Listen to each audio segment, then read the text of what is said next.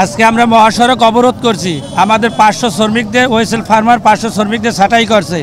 এই ছাঁটাইকৃত শ্রমিকদের আমরা পুনর্বহাল আবার চাকরিতে ফেরত যাইতে চাই।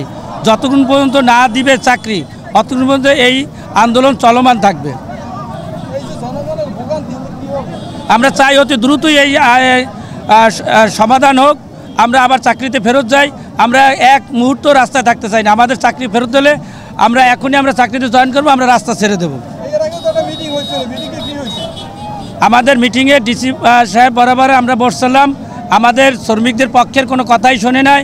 সে মালিক পক্ষের কথা শুনে সে মালিক পক্ষের সেই কথার উপরে সে বলছে যে আপনারা টাকা নিয়ে নেন। আমরা তো টাকা নিতে চাই না। আমাদের যে অমানবিকভাবে অগণতান্ত্রিকভাবে যে ছাঁটাই করছে, এই ছাঁটাইকৃত শ্রমিকদের আমরা চাকরি চাই।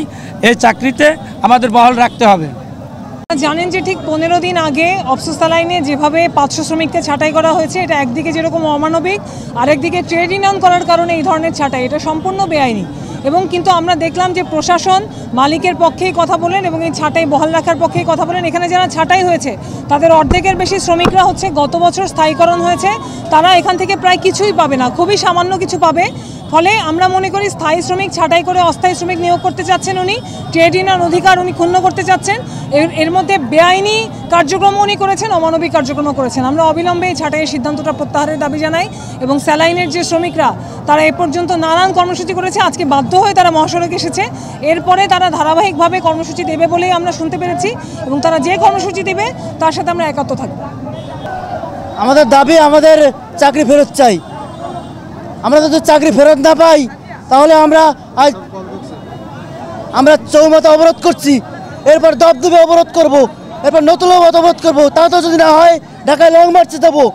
আমৃত্যু এই অনশন, আমৃত্যু এই সংগ্রাম চলবে। আমরা চাই চাকরি।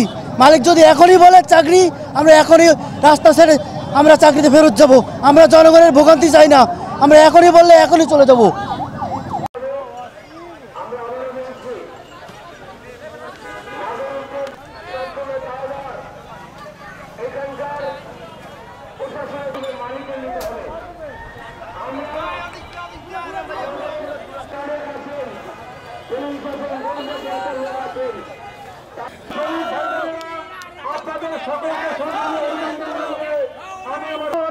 কর্মসূচি